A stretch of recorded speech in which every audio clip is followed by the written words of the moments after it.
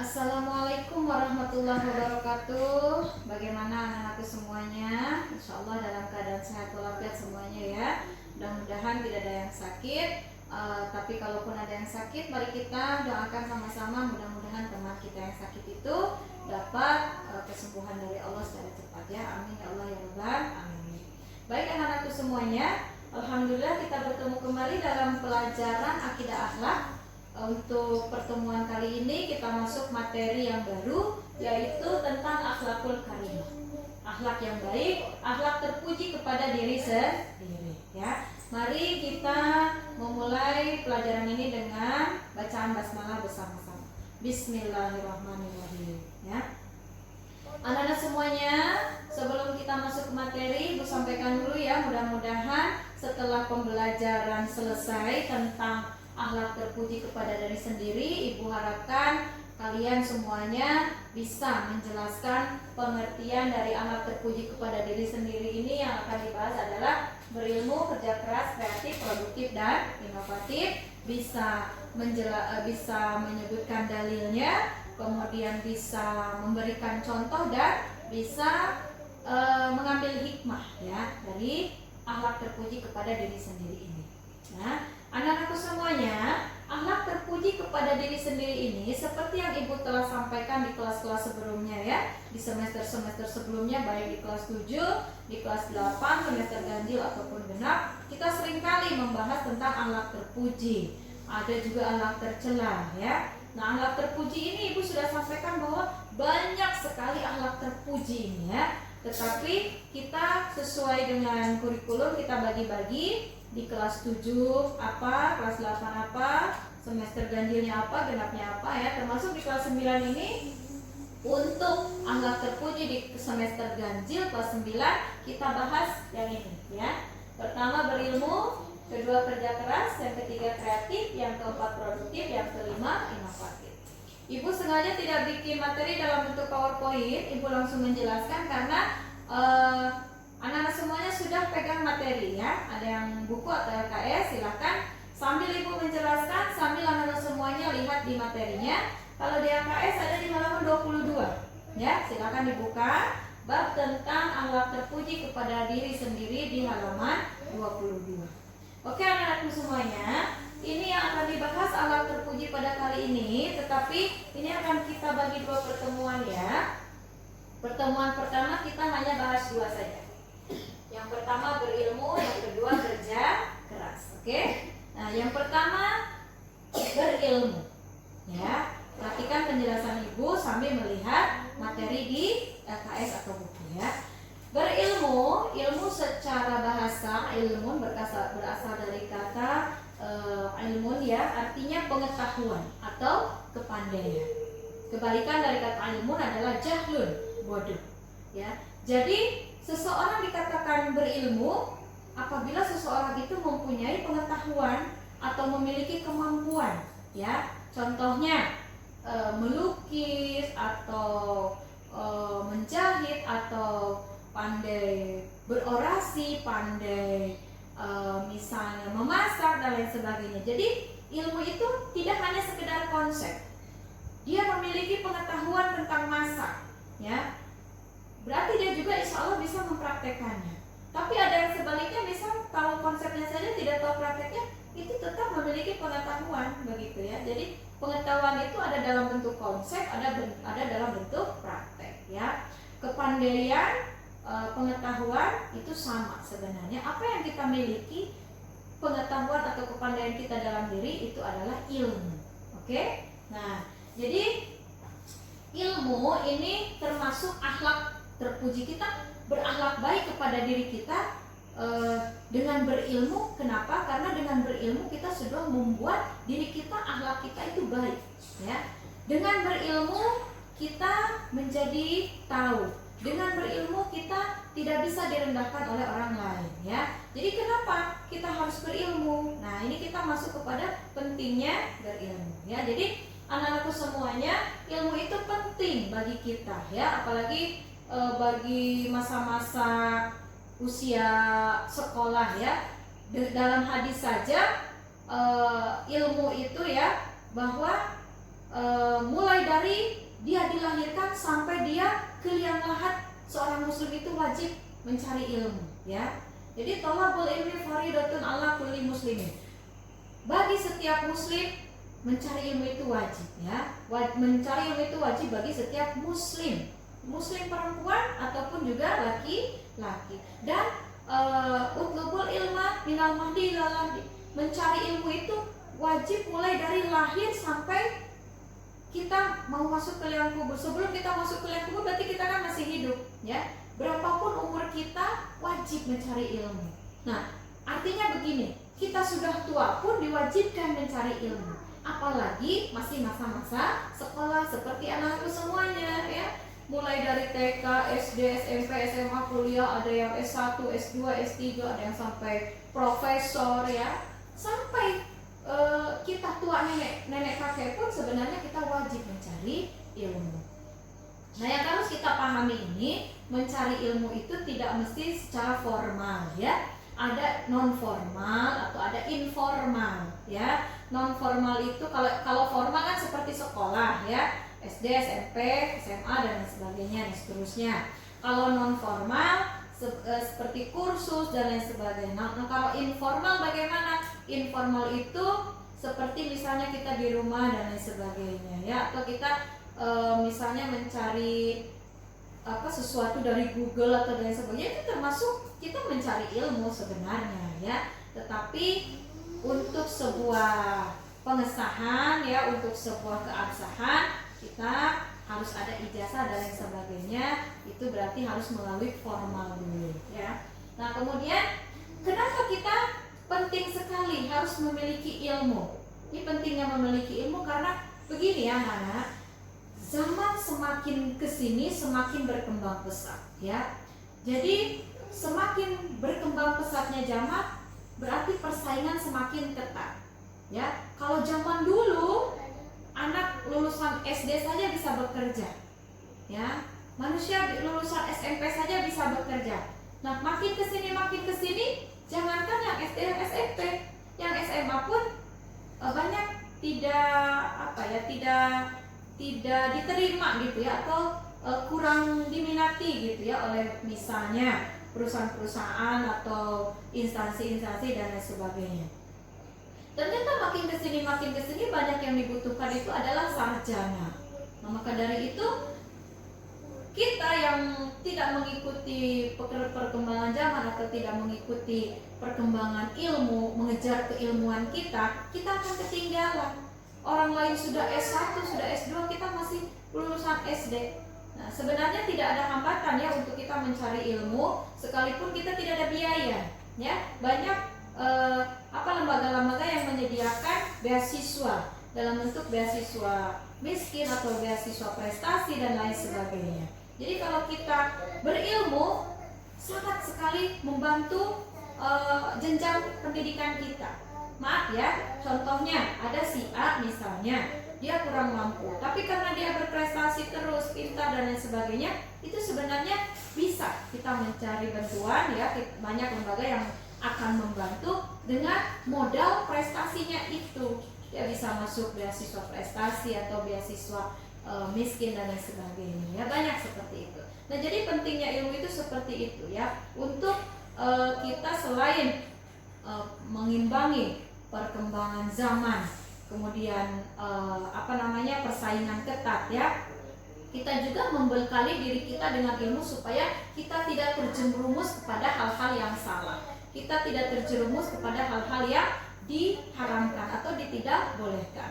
Nah, kalau kita berilmu, kalau kita punya pengetahuan bahwa ini salah, ini tidak boleh, insya Allah kita akan terselamatkan, ya. Kita akan mudah-mudahan di jalan yang lurus terus, ya, sesuai dengan yang kita pelajari. Insya Allah ilmu itu tidak ada yang mengajarkan hal-hal yang tidak baik, ya, kecuali memang kita sengaja mencari ilmu-ilmu yang salah, ya. Kalau ilmu yang sudah dari Allah, ilmu yang sudah diturunkan di sekolah dan sebagainya, tidak ada yang mengajarkan hal yang tidak baik, ya. Nah, selanjutnya dalam ilmu, ya, hal manusia dalam ilmu itu ada 4 golongan manusia dalam hal ilmu. Yang pertama, ini, ya, Ibu tulis dulu. Rojulu yadri.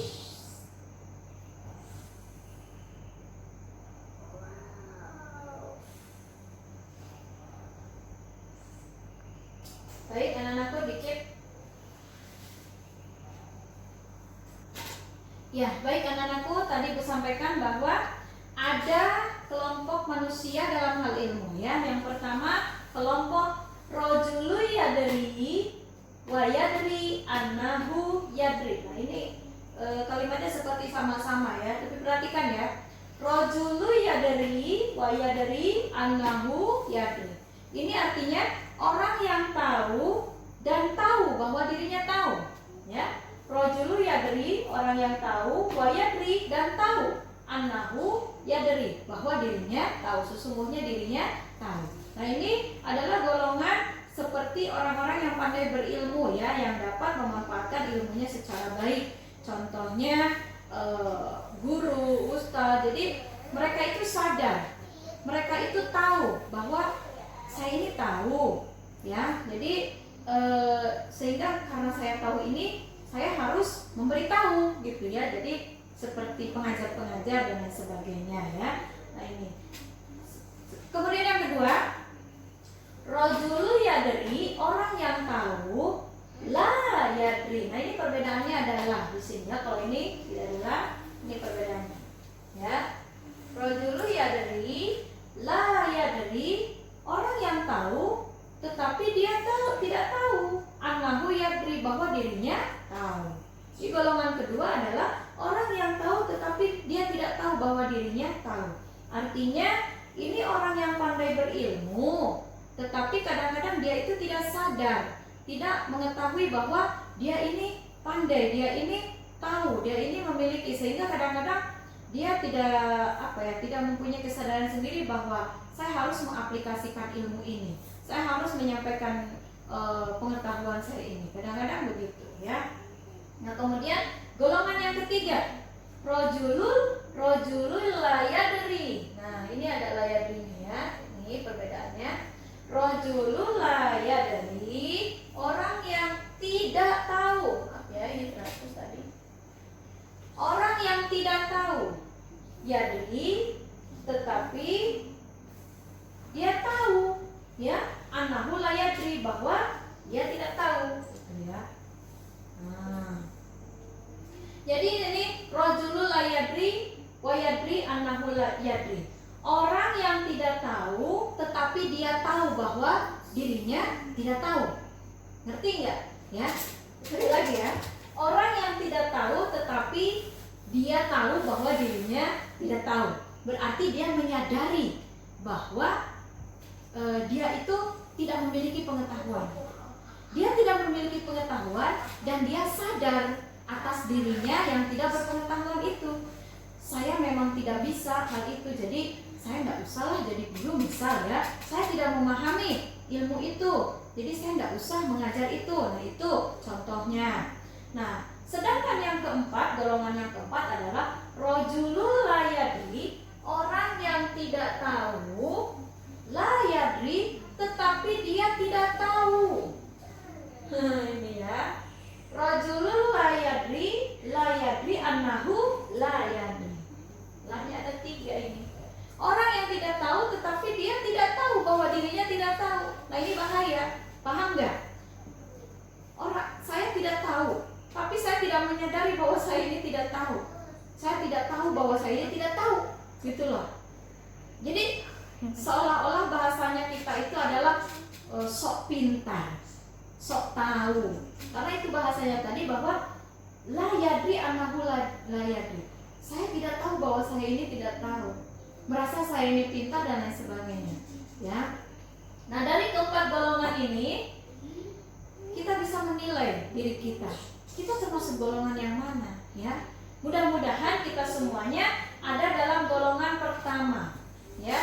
Golongan pertama, setidaknya dalam golongan kedua lah ya. Rajulul layadri annahu yadri. Ya, orang yang tahu tetapi dia tidak tahu bahwa dirinya itu tahu. Minimal itu, maksimalnya ini ya. Rajulul layadri wa yadri annahu yadri. Bagaimana kalau saya sebenarnya menjadi orang yang berilmu, belum tidak banyak berilmu, tidak banyak pengetahuan atau tidak banyak kemampuan dalam diri. Nah, mudah-mudahan ada dalam posisi ketiga, ya. Jadi rajulul la yadri wa yadri annahu yadri. Jadi kita tidak punya ilmu, ya. Kita tidak tahu, tetapi kita tahu bahwa kita tidak tahu, ya. Kita sadar bahwa kita tidak punya pengetahuan. Itu artinya jangan sampai kita ada pada golongan yang keempat. Rajulul la yadri annahu la yadri. Sudah kita tidak tahu, kita tidak sadar lagi bahwa kita itu tidak tahu, bahwa kita itu tidak berkemampuan, bahwa kita itu tidak berilmu. Jadi seolah-olah kita itu sombong, tapi tong kosong bunyinya nyaring, tidak ada isinya, ya, banyak bicara tapi tidak berguna. Nah itu ya, 4 hal atau 4 kelompok manusia dalam hal ilmu. Jadi mudah-mudahan kita termasuk kelompok yang pertama. Kita berilmu. Ingat, ilmu itu tidak mesti konsep, ilmu itu tidak mesti harus formal, ya. Artinya kita bisa mencari ilmu-ilmu lain, ya, selain ilmu-ilmu dalam sekolah formal. Kita misalnya bisa mempelajari menjahit, kita bisa mempelajari berilmu perbengkelan dan lain sebagainya, ilmu memasak dan lain sebagainya. Walaupun kita tidak masuk SMK misalnya, ya, jurusan masak, tetapi kita wajib juga mempelajari ilmu masak. Terutama ya kita sebagai kaum perempuan, ya, bisa membantu ibu di dapur, bisa nanti menyiapkan makanan untuk suami, atau bisa nanti kita berjualan secara online, masakan-masakan kita yang dibikin di rumah dan lain sebagainya. Itu ilmu yang akan bermanfaat bagi kita semua, baik bermanfaat bagi diri sendiri maupun bagi orang lain, ya. Selanjutnya, akhlak terpuji kepada diri sendiri yang kita jelaskan sekarang adalah tentang kerja keras, ya.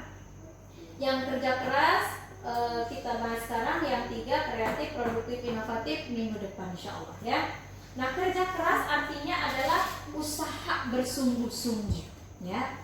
Bekerja keras gitu, ya, berarti usaha dengan sungguh-sungguh. Nah, ini kenapa harus diwajibkan, ya, bagi muslim, termasuk alat terpuji juga kepada diri sendiri, karena ketika kita sudah bekerja keras, kita sudah membuat diri kita mampu, kita sudah menguji diri kita bisa, begitu loh, ya, maksudnya. Nah, selanjutnya kerja keras ini, ya, perintah kerja keras ada dalam surah Al-Insyirah. Banyak, ya, sebenarnya ayat yang memerintahkan kerja keras, tetapi ibu ambil salah satu saja. Ada dalam surat Al-Insyirah ayat 7, ya, bismillahirrahmanirrahim. Fa idza faragta fansab. Apabila telah selesai satu urusan, maka kerjakanlah urusan yang lain.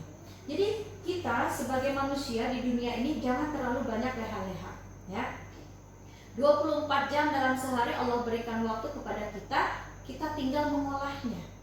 Mau banyak bekerja atau beribadah, atau banyak leha-leha, banyak bersantai-santai. Nah, ternyata dalam Al-Quran sudah diperintahkan, fa'idha faragta fansab, ya. Apabila telah selesai urusan kita yang satu, maka selesaikan urusan yang lain. Jangan kita berleha-leha dulu. Selesai sekolah, gak boleh istirahat gitu Bu Guru? Boleh istirahat, ya, tetapi sewajarnya. Istirahat sewajarnya. Bukan berarti kita istirahat sampai berleha-leha. Pulang sekolah misal, ya, pulang sekolah misal jam 1 siang atau jam 3 sore. Pulang sekolah langsung tidur, gak ingat sholat, gak ingat makan, gak ingat lain sebagainya. Istirahat namanya, tidur sampai maghrib. Nah, itu yang tidak boleh, ya, itu berlebihan. Boleh istirahat sewajarnya, misal duduk-duduk dulu dan lain sebagainya, kemudian makan dan lain sebagainya. Tidur boleh, tidak lupa waktu. Nah, nanti misalnya sebelum melakukan kewajiban yang lainnya kita harus sudah bangun, ya, harus sudah bangun. Jangan sampai kita tidur terus tapi tidak melakukan kewajiban yang lainnya. Tidak termasuk berarti tadi yang ayat tadi, faidah faragta fansab ila rabbika farghab. Bu, saya pulang sekolah tidak istirahat, saya mau langsung kerja PR, saya mau langsung nyuci baju dan lain sebagainya. Wah, itu lebih bagus lagi, ya. Silakan, ya, tetapi istirahat juga perlu, ya, karena tubuh kita juga punya hak untuk istirahat ya. Kita pulang sekolah mau mencuci, bagus, karena ingat nih faedah praduta fangso. Saya mau istirahat nggak enak Bu, karena cucian saya banyak, mencuci dulu saya, boleh, bagus ya. Yang penting tidak capek ya, yang penting masih punya waktu istirahat di waktu lain. Oke. Nah selanjutnya, kerja keras ini mempunyai nilai positif, artinya pentingnya bagi kita. Kenapa gitu ya kerja keras ini? Karena dengan kerja keras itu selain terpuji di pandangan Allah, kita juga dapat mencapai hasil yang maksimal ya, sehingga kita bisa mencapai apa yang kita cita-citakan, apa yang kita maksud ya. Kalau kita tidak bekerja keras, misalnya kita ingin ranking 1 atau kita ingin nilai paling tinggi, tetapi kita tidak bekerja keras belajarnya. Kita belajarnya ya belajar, tapi ya sambil leha-leha, sambil main HP, malah lebih banyak main HP-nya daripada belajarnya. Mungkinkah kita akan mencapai hasil yang maksimal? Belum mungkin kan, belum tentu ya. Tetapi kalau kita belajarnya maksimal, belajarnya sungguh-sungguh, kerja keras ya, insya Allah ya hasilnya pun akan maksimal. Kita bercita-cita ingin menjadi apa yang kita harapkan ya, misalnya jadi dokter, jadi pengusaha, jadi guru dan lain sebagainya. Kalau kita berusaha secara keras, belajar, kemudian kita berikhtiar mencapai bertujuan ke arah yang sesuai yang ingin kita capai, insya Allah kita akan berhasil karena kerja keras itu. Seperti Allah telah menyampaikan di wahyunya di dalam Al-Quran ya, innallaha la yughayyiru ma biqaumin hatta yughayyiru ma bi anfusihim.